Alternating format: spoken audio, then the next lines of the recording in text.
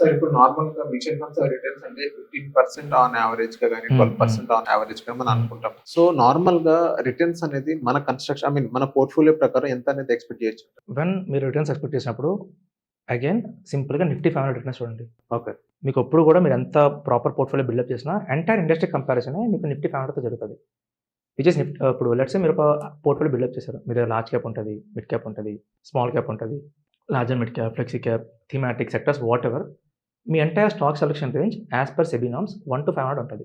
In case large cap ఉందనుకోండి, stock selection 1-100 జరగాలి. Flexi cap అయితే 1-500.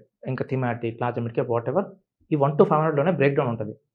నిఫ్టీ 500 ఏంటి అంటే ఎంటైర్ 1-500 స్టాక్స్ ఉంటాయి. దాని పర్ఫార్మెన్స్‌ని ట్రాక్ చేస్తుంది. సో, ఒక పోర్ట్‌ఫోలియో కంపారిజన్ నిఫ్టీ 500తో జరుగుతది. దట్ మీ పోర్ట్‌ఫోలియో బావుందా? నిఫ్టీ 500 బావుందని. జనరల్లీ ఇండెక్స్ ఫండ్ వదిలేసి యాక్టివ్ ఫండ్‌కి ఎందుకు వెళ్తారు? ఎక్స్‌ట్రా రిటర్న్స్ వస్తాయి అని. On assumption that extra returns వస్తాయని which sometimes happens, sometimes do not happen. Because data ఏంటి అంటే in the last 10 years mid cap స్పేస్‌లో specifically that regular fund data చూస్తే 90% of regular active mutual funds Nifty mid cap index కంటే తక్కువ returns ఇచ్చాయి in the last 10 years. Okay. Okay. So, that's what. Comparison ఏంటి అంటే మీరు Nifty 500తో చేయాలి. Nifty 500 ఎంత రిటర్న్స్ ఇచ్చింది? నా పోర్ట్‌ఫోలియో ఎంత రిటర్న్స్ ఇచ్చిందని. నౌ మీరు రిటర్న్స్ ఎక్స్‌పెక్ట్ చేశారనుకోండి. లెట్స్ సే నాకు 12% రిటర్న్స్ కావాలి. అండ్ మీకు 12% రిటర్న్స్ వచ్చింది for example. You will be happy. But if ఆ 12% నాకు ఎందుకు వచ్చిందని చిన్న రీసెర్చ్ చేసామనుకోండి. మేబీ మార్కెట్ మీకు 17% రిటర్న్స్ వచ్చి ఉండొచ్చు. సో, మార్కెట్ చాలా బావుంది. బికాస్ మీ ఫండ్స్ బాలేవు కాబట్టి మీకు 12 వచ్చింది. 12 రైట్. ద సేమ్ వే మీరు 12 ఎక్స్‌పెక్ట్ చేశారు. రేపొద్దున మార్కెట్ 0% ఇచ్చిందనుకోండి. మీకు ఎలాగో 12 రాదు. బికాస్ మార్కెట్‌కి హార్డ్‌లీ 4 ఆర్ 5% ఎక్స్‌ట్రా రిటర్న్స్ వస్తాయి. Inside portfolio. Not beyond that.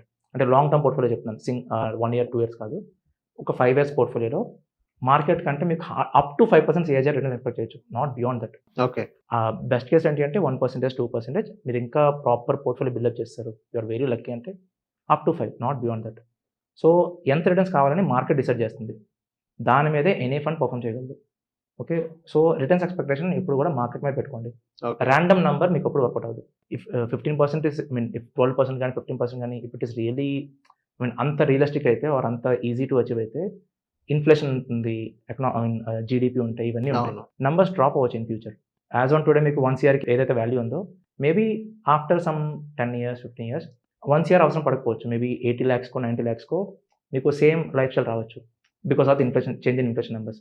ఇంతకుముందు మనకి ఇన్‌ఫ్లేషన్ 7 ఉండేది. Now it is 4 right. So, numbers might differ. ఆ నంబర్ ఇప్పుడు కూడా మార్కెట్ డిసైడ్ చేస్తుంది.